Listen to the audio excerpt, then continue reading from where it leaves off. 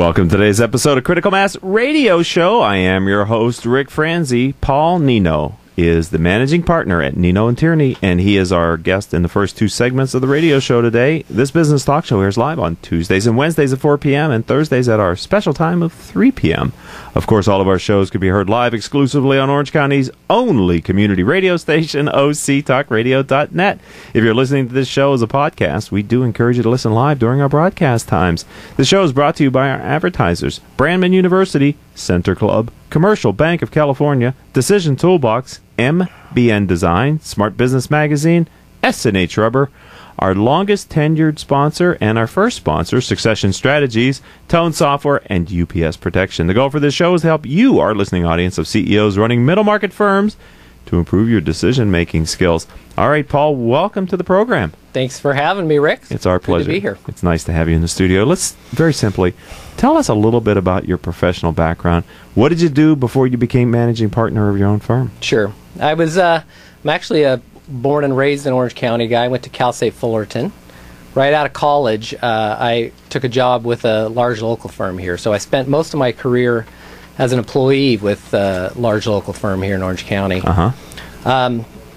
I got some great experience with a firm that let me do both audit work and tax work, which is a rarity these days. It is a rarity. Yeah, they're pretty much siloed, right? Yeah, most of the big firms these days kind of put you into make you pick something you want to do, either tax or audit. So I had the good fortune to be able to do both and get a lot of experience in both of those things.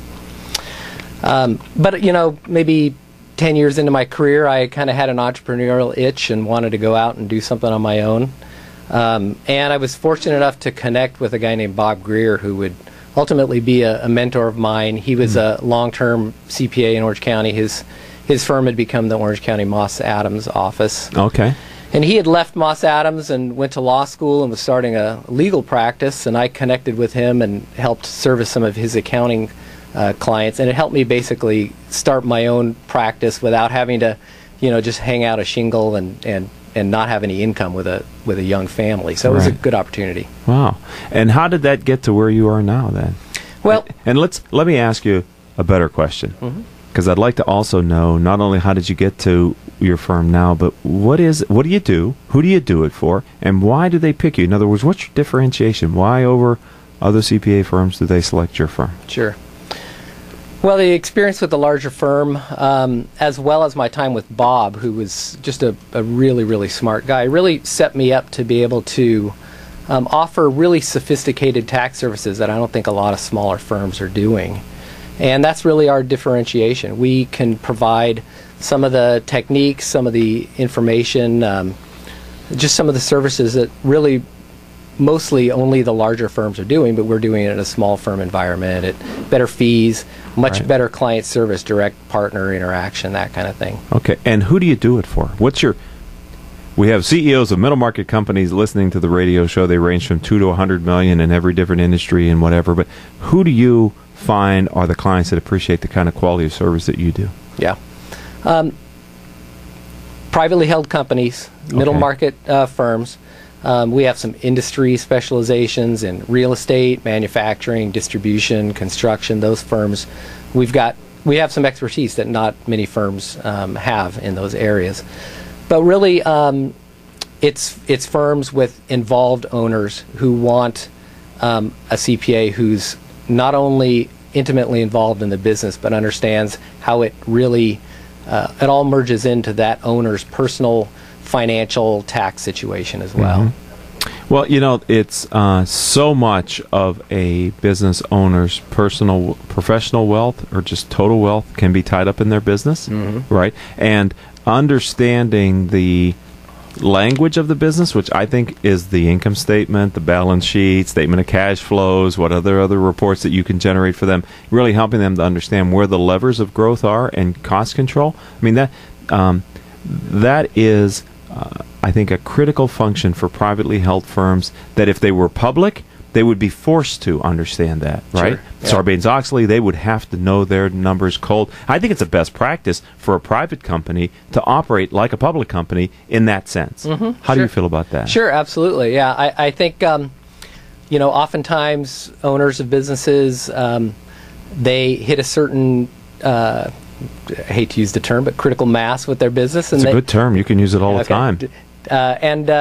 They tend to maybe check out when they hit it, when they get to a certain point. Right. And oftentimes we see those businesses and see a lot more potential and a lot of things that they could be doing more efficiently, better, and ways to really improve the bottom line of the business. Because if you're a business owner of a privately held firm and you're not able to competently explain, I think of them as the big three, and I'm not a CPA, so I might be misstating it. You feel free to correct me, Paul. Statement of cash flows, income statement, and balance sheet. If you can't take a person through that and the interrelationship between the three documents, then I think you need to ask yourself why. Because if you're ever going to go out for a loan, if you're ever going to sell your business, if you're ever going to acquire another business, if you're ever going to do anything strategic with that business, you need to have that understanding, right, Paul? Yeah, absolutely. Yeah. It is interesting how accountants kind of get viewed as the guy who sits in the corner with the eye shade and saying no to everything.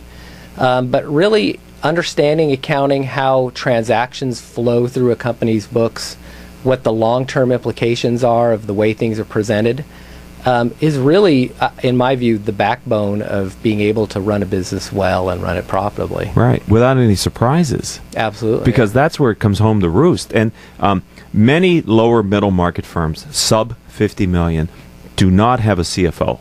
Right? Mm-hmm. I mean, that's right.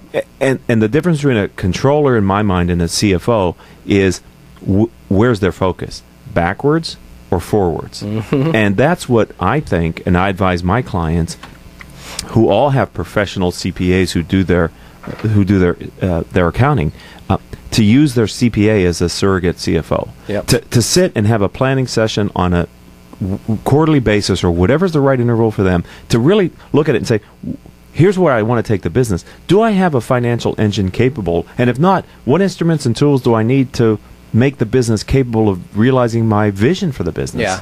And that's where the value of a good CPA comes in, too. It's really, it takes a lot of effort for a CPA to not just settle into being a historian for their clients, good word, preparing tax returns, financial statements after the end of the year. It takes really an affirmative effort to be proactive, to get in front of our clients before the end of the year when it's too late to do things, and to help our clients, have cast a vision and take the steps necessary to reach those goals. All right, we're talking with Paul Nienow. He is managing partner at NienowTierney, and we're going to take our first commercial break here on Critical Mass Radio Show. Got a lot more to talk about with Paul. He, too, is running a business, so we're going to talk about a little bit what it's like to be a business owner and the managing partner. So stay tuned. We'll be right back after these words from our commercial sponsors. Commercial Bank of California, or CBC, is a well-funded, full-service bank located in the heart of Orange County. CBC is ranked in the top 6% nationally for financial strength. Commercial Bank of California was founded in 2003 by a group of Orange County's finest entrepreneurs. To this day, our bank is governed by our founders, including General William Lyon of William Lyon Homes, Alex Morello of the Morello Group, and Frank Willie of Fidelity National Financial, to name a few. In short, we are a bank founded, built, and run by entrepreneurs for entrepreneurs. Not every business in Orange County should be our customer. However, if your business is looking for a bank that can assist in finance, production, analytics, and risk management, there's no better bank to choose. To understand the true power of how Commercial Bank of California can help you achieve your goals, give us a call at 714-431-7000 or visit us on the web at www.cbcal.com or at our new headquarters at 19752 MacArthur Boulevard in Irvine.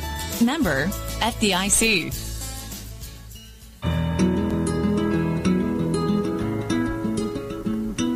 Can we talk about your family business? You know, that thing you put your whole life's blood, sweat, and tears into? Well, what happens when you retire or try and pass that business on to your children? At Succession Strategies, we can help you find the answers. We'll guide you through the unsettling process of protecting your family legacy and successfully passing your business on to the next generation. safely and securely, ensuring that it'll both survive and thrive for generations to come. So ask yourself just one question. Can I really afford to wait? Take the first step. Take our complimentary self-assessment at successionstrategies.com or call us at 714-560-9022 to set up a free consultation at your convenience. That's succession-strategies.com. Today's businesses are embracing voice-over IP telephones and unified communication desktop technologies to more effectively communicate and collaborate with their customers, suppliers, and colleagues. The Reliatel management software from Tone Software Corporation helps organizations of all sizes manage their communications technologies to ensure great voice quality and better levels of service and reliability throughout their business. Through Reliatel, you'll gain higher return on investments from VoIP and unified communications technologies while lowering the associated operational support and maintenance costs. Learn more. Visit www.tonesoft.com or call 800-833-8663 for information on Reliatel by Tone Software, the solution for quality business communications. And welcome back to this edition of Critical Mass Radio Show. I am your host, Ric Franzi. Paul Nienow, who is the managing partner, and Nienow is our guest. NienowTierney is the name of the firm, and they're an accounting firm here of CPAs, just chock full of CPAs here in Orange County, California. Before I get back to my interview with Paul, I did want to let you know that our listening audience has downloaded over 16,000 episodes of the Critical Mass Radio Show series over the last 30 days.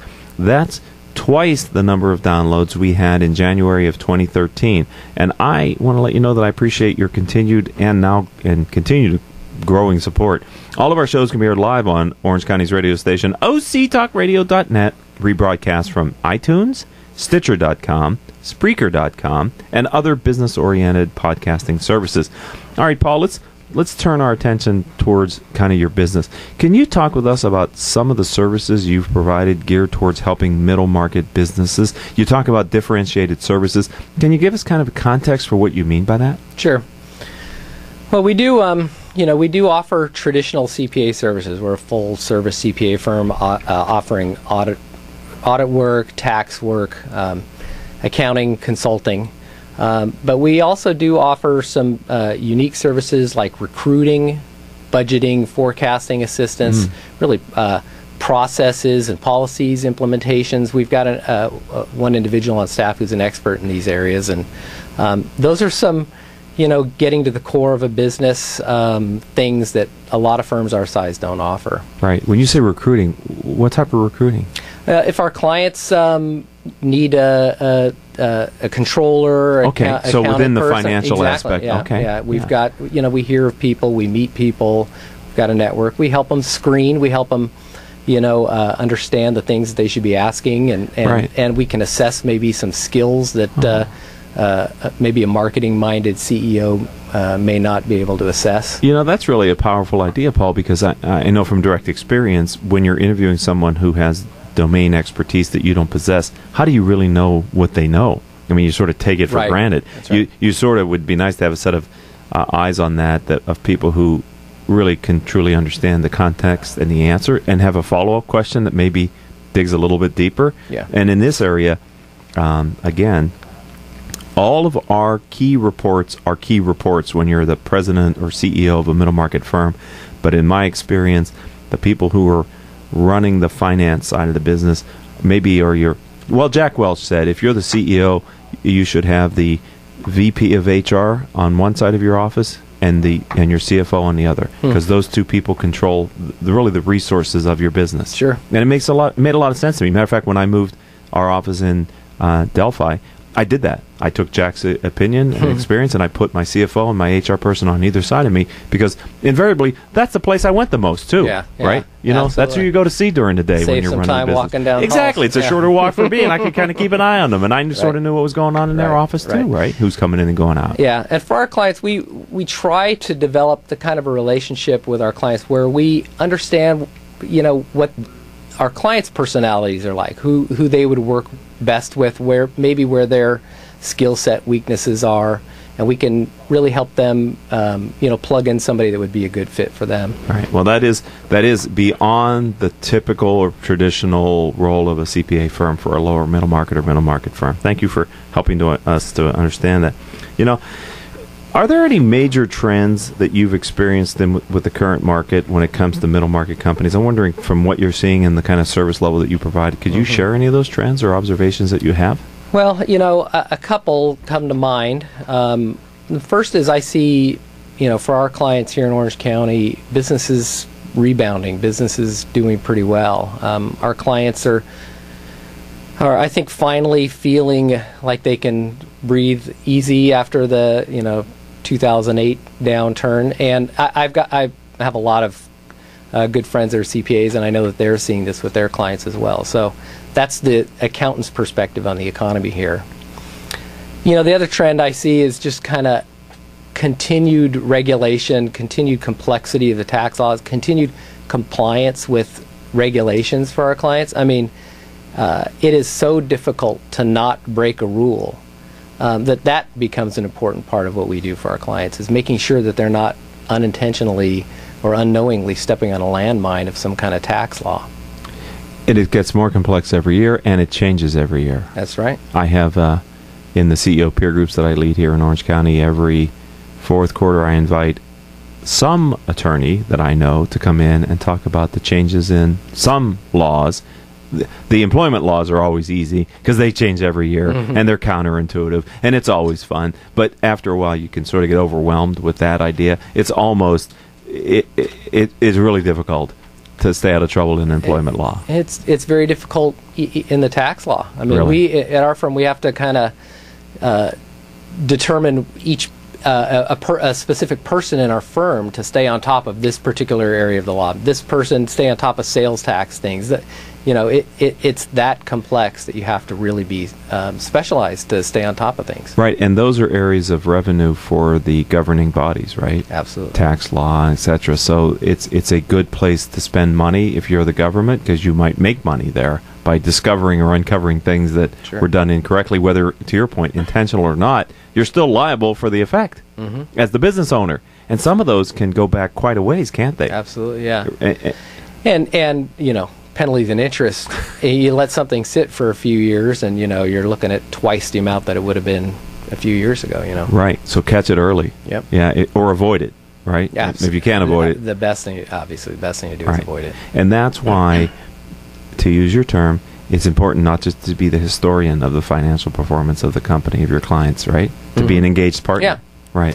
The insight really comes in seeing something that's not there. It's easy to see an error in something that's in front of you, but to be able to identify, hey, you're missing maybe a deduction in this area. There's normally something here, or I can tell by how you're recording sales taxes that there's something wrong with what you're doing from a sales tax standpoint. Because you guys know it well enough just to look at it and go, something's not right here, right? Yeah. Right. We hope to. Right. Well, that's part of your value, Yeah, right? I would think. Right. Finding things that the untrained eye would not find. All right. Knowledge is power, especially when you apply it. Right. All right. We're talking with Paul Nienow. He is the managing partner at NienowTierney here in Orange County, Southern California, a CPA firm servicing privately held middle market firms. Yep. Okay. I love to ask this question. I gave you a copy of our third generation of the book, Guiding Principles 3. We just launched it yesterday at our executive conference here in Orange County. So, Paul, of all the things you've learned in your professional career, kind of you've assembled this basis of knowledge, maybe you've evolved it to an overarching philosophy. If so, we call that your guiding principle for how you're leading or growing your firm. And would you share that with our audience now? Sure. Yeah, I mean, I think if I had to put it into a word, it would be, kind of a spirit of generosity, really.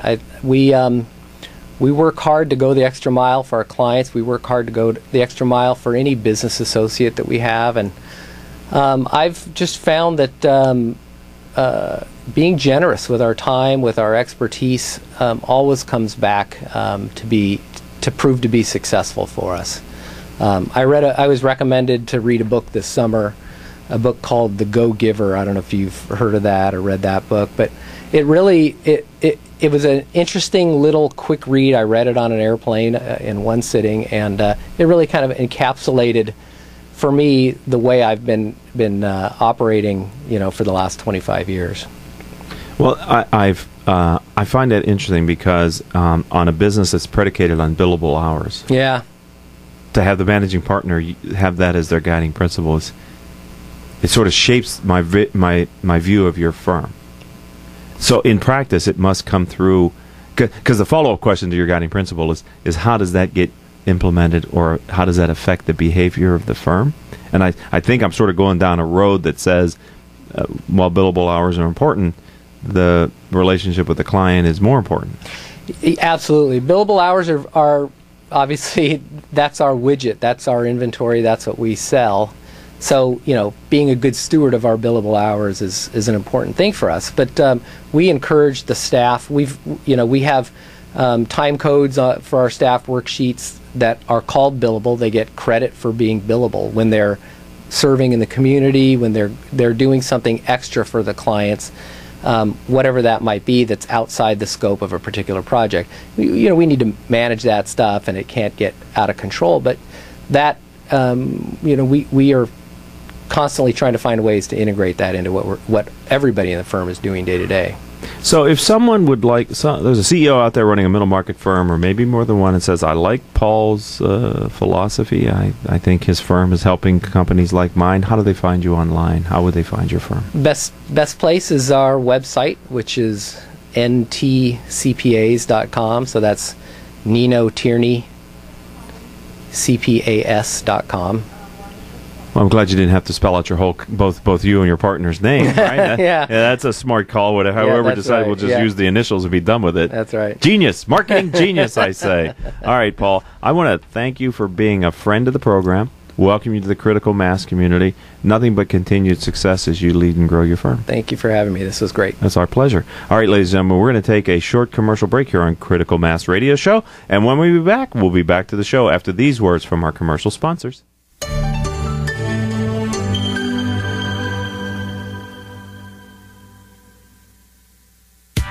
When it comes to pioneers in their respective industries, we all know the Apples, Starbucks, and Trader Joe's of the world. In the realm of recruiting, Decision Toolbox is the industry's best-kept secret. With 90% of their business from referrals and repeat customers. For over 20 years, Decision Toolbox's U.S.-based team of recruiters, sourcers, professional writers, quality personnel, and tech support has perfected a Six Sigma approach to talent management. No matter the size of the project, Decision Toolbox delivers incredible results. A cost per hire less than half of what contingency firms charge, with the winning candidate presented in an average of 14 days, all with a 12-month candidate warranty. With results like that, Decision Toolbox won't be a secret for long. Visit us at www.dtoolbox.com for more information. Hey, did you know that over 73% of consumer packaged goods and retail products fail miserably within their first year? Why? Because they find themselves in the pit of unawareness. You don't want to go there. Call me, and I'll make sure that your packaging gets noticed. You know how I know? Because I'm the founder and creative director of MBN Design. We're one of Orange County's most established and trusted design firms. With over 20 years of experience, I can ensure that your brand will always stay new. Ask me how our packaging sold millions in months, or see for yourself other success stories on our website at www.mbndesign.com. We're MBN because we're making brands new. Call 714-458-8701 and talk to me, Hector Garcia. That's my cell, 714-458-8701. I'll be waiting for your call.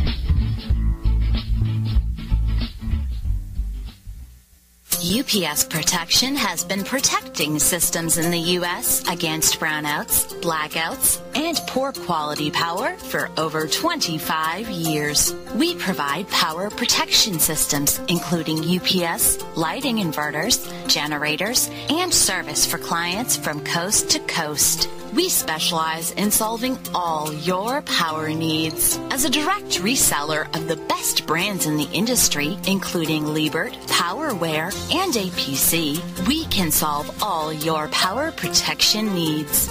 Protecting your power is our main goal. We offer on-site or depot repair of our critical equipment. To better serve your budget constraints, UPS Protection also offers both reconditioned and new products. Welcome back to this edition of Critical Mass Radio Show. In case you didn't know, I'm your host, Ric Franzi, and our audience demographic is 98% business owners and executives who listen to learn from the experiences of our guests. If your firm is interested in reaching these top decision makers, then advertising on our radio show is the answer. Each month, our sponsors gain valuable exposure through their support of our program. And with our exclusive, and some have said unique, prospect engagement program, we deliver up to 23 warm prospects to each of our platinum advertisers every year. Could your firm use 23 warm prospects over the course of a year? And how many would turn into clients? To learn more about this wonderful program, contact Rose Chamora, and that's at 951-515-4661. Her phone number again is 951-515-4661. All of the archives of our radio show can be found from our website, criticalmass4business.com. You'll see it right on the homepage. There are a couple colored boxes in the middle. Find by the video. Find the one that says listen to our podcast. Click that and it'll take you to all the shows, keyword searchable. You can also sign up for our newsletter there. All we need to know is your name, your firm, your email address. We'll add you automatically to our database. You'll receive one email a week. That email will tell you who the guests are. It will provide information so you'll know what shows you want to listen to, either live or go back and catch it as a podcast. It also has information about our valued advertisers and sponsors for the radio show. So if you want to sign up for the newsletter or you want to just peruse our podcast, on the homepage of Critical Mass for Business, you'll find those buttons in the middle of the page. For those of you that were a part of our executive conference, it's our annual event. This was our 9th executive conference, which we held yesterday at the Center Club in Costa Mesa, California. Center Club in Costa Mesa is a part of Club Corp International, which is probably the largest, if I remember correctly from the content, club and golf club corporation in the country. We had a panel discussion on a topic that I'm very passionate about as it relates to the lower middle market and middle market firms, and that is brand development. When you look at large publicly held companies, it is staggering when Interbrand and other agencies rate the brand equity of those companies, to think how much value has been created from a coherent strategy that is understood by the marketplace. Too many lower middle market firms have struggled in the area of brand development, getting really no value on their income statement, on their balance sheet for their brand, when their larger corporate cousins have significant value invested and people are willing to pay handsomely for the brand that they've developed. While we may not have a brand that can ultimately be worth billions of dollars as the large public companies can, say Coke, Nike, etc., we can build brand value in our own niche, and actually it's somewhat easier than trying to become a global brand and then maintain and extend that brand. So our conference yesterday dealt with building a great brand. We had a number of outstanding panelists led by local entrepreneur and Ernst & Young of the Year entrepreneur, Philip Chang, founder of Yogurtland, who is now their chairman, sharing from his philosophy that the brand started with him, that he spent a great deal of time understanding his value system in starting Yogurtland, and then insisting and working collaboratively with the early on employees to ensure they understood his personal philosophy, his guiding principles, if you will, to building the business, and then continuing to be focused on that and the culture of the organization throughout its growth. Last year, Yogurtland exceeded $130 million in annual revenue. They're in multiple states, 20-plus states, I think 3 countries outside of the U.S., built quite a significant differentiated service in a very, as he said, easy to enter, low barriers to entry market, fast serve yogurt. I think the number that he said is there have been over 3,000 competitors that have come into his space, and Yogurtland maintains its differentiation. Why? Because his brand stays true to his original core values. And he said once you've done that and you maintain it, the rest of business is easy. We also had Eric Affelt. Eric is CEO and president of Club Corp International, and he came at it from a perspective of a large corporation, and one that he's the professional hired steward to lead and grow, and how he views culture to be so paramount to building your brand. And he told stories of how he, as the leader of Club Corp, instills the culture, and how he empowers his general managers to ensure that it's a consistent culture throughout all the clubs that are a Club Corp associated around the world. We also had Ryan Rikas of Branding Business, a fellow OCTalkRadio.net radio show host, and he was sharing the philosophies that his firm has in helping large firms to build and enhance their brand around understanding your differentiated value, understanding who your core customers are, listening to your customers, and building a brand that was consistent with your brand promise, which is the promise you make through your brand to your clients and your prospects. And finally, we had Denise Lee Yon. Denise recently published a book, What Great Brands Do, a bestseller based on her years of research and working with firms like Sony and other major corporations, global corporations, developing their brand and maintaining and enhancing their brand. And she's identified key principles that allow those brands to be successful and maintain them. She delivered a lot of great content based on her research and experience, and her book, again, is What Great Brands Do. Her name is Denise Lee Yon, spelled Y-O-H-N. I would encourage you to find her book, What Great Brands Do, on Amazon. It's a great read, very applicable for middle market firms like yours and mine. So I want to thank everybody who attended the executive conference. We had a room full, a packed house, as they say, and it went fast, and I just so enjoyed the community and the opportunity to bring us all together again on our annual event. We're going to take our next commercial break, and when we come back, our final session will be with KJ, founder of Smartphone Trainers. We'll be back in a few minutes after these words from our sponsors. Smart Business Network is a business-to-business multimedia company providing insight, advice, and strategy for C-level executives of fast-growth, middle market, and large companies. As one of the nation's largest publishers of local management journals, under the Smart Business name, Smart Business Network publishes 19 regional print editions, presents dozens of large and small-scale business conferences and award programs, and produces a vibrant interactive digital media presence. For more information, visit us at www.svnonline.com. S&H Rubber is a manufacturing company in Fullerton, California. We specialize in custom molded, extruded, and stamped rubber parts. If your next job requires a rubber part, we would appreciate the opportunity to quote on it. We serve aerospace, automotive, and many other industries. We work with many types of rubber, including silicone, EPDM, neoprene, bunanitrile, and Viton. Our quality system is ISO and AS 9100 approved. Over our 47 years in business, the S&H brand has become known for superior quality, quick turnaround, and competitive pricing.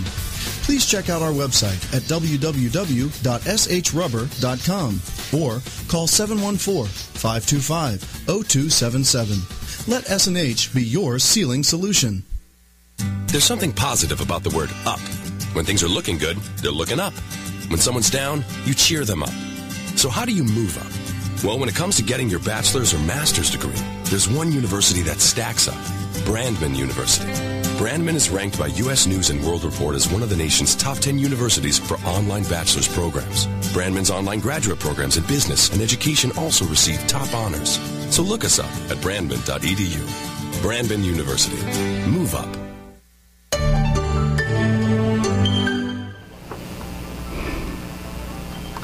Welcome back to this edition of Critical Mass Radio Show. I am your host, Ric Franzi. KJ is in the studio, and we're going to be talking with him about his business, and he's the founder of Smartphone Trainers. In just a minute, Before we get there, I want to let you know that our audience has downloaded over 16,000 episodes of Critical Mass Radio Show during the last 30 days.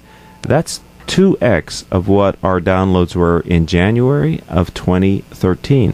And I'd like to thank you for your continued and obviously growing support. All of our shows can be heard live on internet radio station octalkradio.net or rebroadcast anytime from iTunes, Stitcher.com, Spreaker.com, spelled Spreaker, and hundreds of middle market business websites where past guests have put the player on their website and other business-oriented podcasting services. KJ, welcome to the program. Well, thank you for having me. I appreciate it. Let's talk a little bit about smartphone trainers. What exactly is the business model? Why do people hire your firm? What do you do for them? Well, thanks for asking. Smartphone Trainers is a company that was designed because in the past I would have problems with my smartphone, and I started studying it like nobody's business, and I found out through my own trials and tribulations that the smartphone is just such a powerful tool for you to be able to use. And so we came up with this concept, Train Your Smartphone. We're also under Smartphone Trainers. We know that most professionals are only using 5% or less of their smartphone's capability. And so we've put together a program that not only teaches you how to become 50% more productive on a daily basis as it pertains to your smartphone, but also how to recover 63 lost minutes. Okay, so there's a couple statistics in there, and I want to kind of back up and go over those one more time. Absolutely. You're saying most of us who have smartphones are using 5% of its capabilities? Or less. Okay, or less. So give me just a sense for the type of capabilities that we're not using as a business. Well, one, in a simplistic way, if you take your memo pad or your S-Note, as it pertains to the Android users, most people use those as for shopping lists and quotes and things like that. And we're teaching business executives and sales professionals that if you're at a networking event and you meet somebody one-on-one and you shake hands and they say to you, could you send me some additional information? I really would appreciate that. Typically you hand them a business card, and it could be anywhere from 24 to 48 to 72 hours before you actually send that information. And we all know in today's society, as it pertains to business, the quicker you follow up with the prospect, the better chance you have of getting through to them. Okay. And so we teach you how to open up a memo pad, label it, with initials or letters like WWD as the title, and then you space down a couple of spaces, and then you put this nice overview about your company as well as links, phone numbers, and things like that. And then when you're done with it, you hit done and you take it back into the list of labels within your memo. So the next time you meet someone and someone says, could you send me some information, instead of waiting, you just take their business card, you open up the memo, you hit the WWD, coincidentally, which stands for what we do, right? Mm-hmm. You hit the forward button. It takes that beautiful overview and shifts it into an email, and then all you need to do is put the person's email address in and send it. You don't have to worry about spell checking it because you already made it. You don't have to worry about what am I going to say because it's already a standard message. And this is how quickly you can get to your clients. You can do the same thing with text messages as well. Mm-hmm. On a more difficult level or a higher end level, you can use what's called the GPS and make that surround you in terms of your business partners and prospects. So let's say if you're a realtor and you're headed to a client's house to show them a new house that they're looking for, but on the way there you may have sold a few houses to prior clients a year ago that's in that area. Okay. You can make your smartphone actually anytime you pass by any client's prospect's house, signal you through a GPS method to tell you, hey, you just passed by Julie's house. You did a refi for her last year. You might want to call her and say hello. Okay. So you're on your way to do a new deal, but your phone reminds you of prior deals. Okay. Interesting. Those are two very good examples. Thank you for helping to show us kind of the tip of the iceberg of what you're able to do in your training sessions. Simple question. When we rev these every 2 years, or now the phone companies want us to do it more quickly and put us on these lease plans or whatever they call them, how much of what you train people comes with us? In other words, the notes or that type. Once you set it up in one, are they able to follow you to your next platform? Absolutely, including apps that you download. These days, people are switching from Apple to Android, Android to Apple, Right. and some folks are even going back to BlackBerry, believe it or not, right? I've been seeing some articles positively. Yeah, I still have a BlackBerry, but then again, I have 9 phones, so I have to train on them all. So, but if you take a hypothetical app out of the Android, the Google Play, and you download it, that app can follow you. All you need to do is just put in your password in the new phone, and it will pick it back up and download it into the new phone. Okay, we're talking with KJ, founder of Smartphone Trainers, and he's giving us just the sense for the type of things that can be done with your smartphone. One of his stats that I asked him about was the fact that 5% or less of the capabilities of the phone the average user is using. Then that begs the question, why are these phones so smart if we don't know how to use them, KJ? Well, they were smart, from the beginning. It's just it's the people catching up to the technology. Okay. The technology has been light years ahead of us for many, many years. Even 15 years ago or 12 years ago when that BlackBerry came out, people really didn't know how to use it. It was pretty much call and still trying to figure out how to email and things like that. We were just coming off the beeper days. Right. So as technology progressed, humans did not progress with it. Okay. And you're there to change that. So what type of organizations, people, who do you train? I have trained companies such as Mary Kay, Transamerica, New York Life, Audi. I just did a pre-training last week for the Corona Chamber of Commerce. Okay. Maybe you were talking about beer there for a second, but that's okay. Chamber of Commerce is good too. Absolutely, and we are actually doing a training for them next month. We're doing some things with the city of Corona. We got some really big special things coming up. So we're training small to mid-size to Fortune 500 companies. Okay, so what does the company gain from having their employees being better trained on the smartphones that their employees have? The name of the game in today's business world is one word: productivity. The more productive a employee can be in a sales position, the more he can get done, the faster he can get done, and obviously the bottom line is more money to the company. So productivity equals revenue. Okay, so from having a more productive sales force, and the phone is the primary productivity tool, it sounds like, is it fair to draw a comparison between a smartphone and as a productivity tool and say a iPad or a tablet? I mean, do you think there's as much productivity gain inherent in a smartphone as someone who is properly trained on how to use a tablet, an iPad? Well, if you took a well-trained individual who had an iPad and you took a well-trained individual who had a smartphone, the gentleman or the young lady who had a smartphone would probably be a little bit more advanced because of the capabilities that you could use immediately, including texting and things like that. If you're at a networking event, something like the Orange County's largest mixer, it's not like you're walking around with this iPad strapped to your chest or in your pocket, and you're not going to carry it in your hand. And so that's typically in your bag in the car at home. But that smartphone, which fits right in the palm of your hand, it's with you 24 hours a day. It carries your documents, it carries all your phone numbers, the internet, and everything. Right. I think of the smartphone as a predator in that it's slowly taking out other devices that you might carry, like the camera has fallen prey to the smartphone. Absolutely. With these new 1080 screenshots and the things that they can do, it's just taking it away. Look, people right now are using their phones to create their own videos for YouTube. Right. No more need. You remember the flip camera was just out a few years ago. Right. You haven't heard about that lately because everyone's got these new smartphones. They just open it up, they shoot the video, which is a little bit more humanistic for your prospects instead of a nice background. People just want to be seen outside with a crowded area. They shoot the video, they forward it over maybe to their webmaster if they're not doing their own job. He loads it up. Before you know it, it's on the website. Right. And from the experience to the web in no time at all, pretty much. No time at all. Right. All off of one device. If you have the capability to do it yourself. Okay. So CEOs of middle market firms are the audience that listen to Critical Mass Radio Show, and I'm talking with KJ, founder of Smartphone Trainers.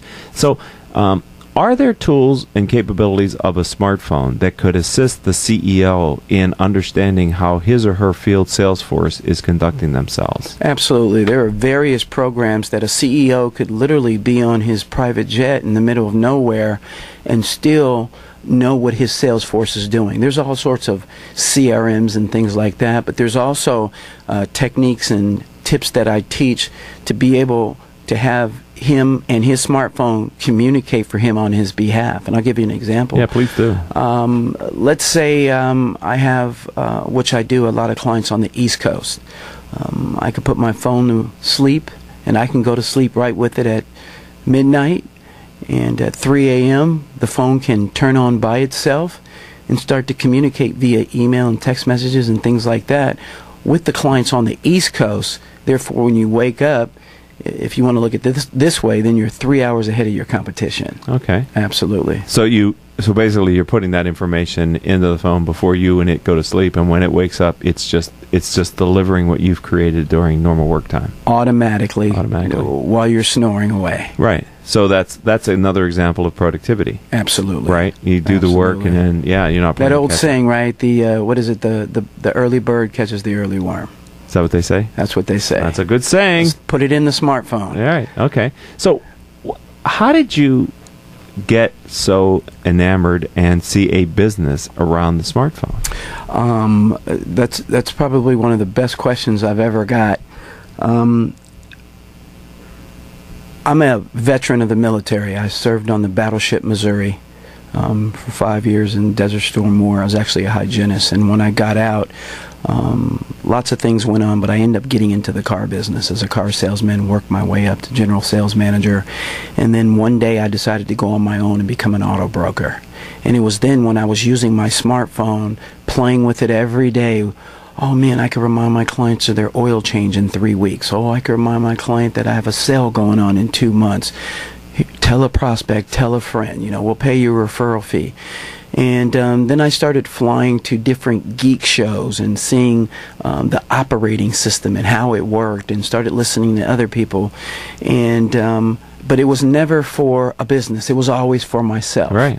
And a little over 2 years ago, I was diagnosed with stage 4 cancer. And I went through a long ordeal of surgery and chemo and radiation. And one day I was sitting on my bed and I was praying. I said, God, I can't go back to the car business. It's just too much work for me. And he gave me a sign. I went to GoDaddy and I typed in trainyoursmartphone.com, and it said available. And then I went and got everything: smartphone trainers, trainyouriphone.com, train your BlackBerry, train your Android phone, train your tablets, train your iPads. And my wife was looking at me saying, I don't think this is going to work. And I said, well, listen, I got the sign. It's got to work. Right. And I called my web guy. I said, hey, could you put this website together? And he goes, I don't think it's a good idea. I said, well, I don't pay you for thought process. I pay you to build. Yeah. And I paid him. He built it. And from there, we have we just took off. We're training all sorts of companies. We do no advertising.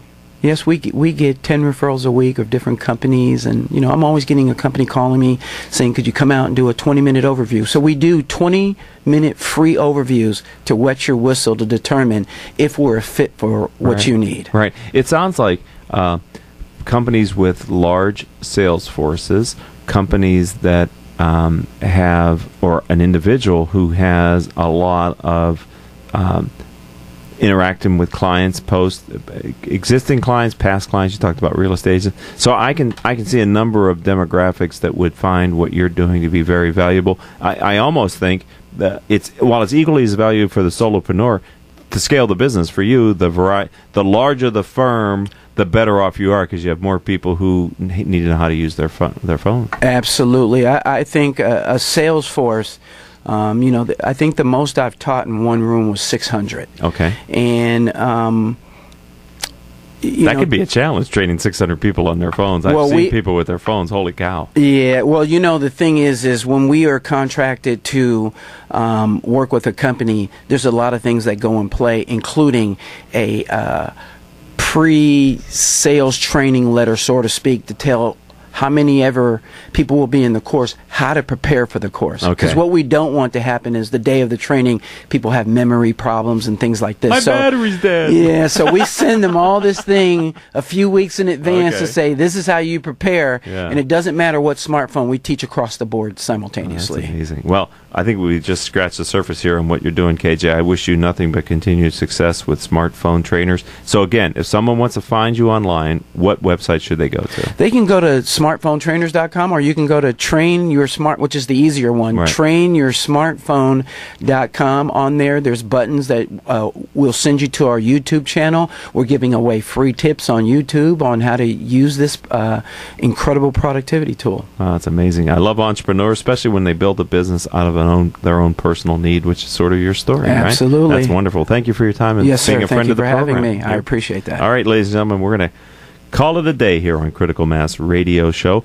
I hope you've enjoyed both of our interviews today. Our guests are very different, and they brought, I think, great content. I'd like to thank our advertisers, because without them, the show wouldn't be as possible. Brandman University, Center Club, Commercial Bank of California, Decision Toolbox, MBN Design, Smart Business Magazine, S&H Rubber, Succession Strategies, Tone Software, and UPS Protection.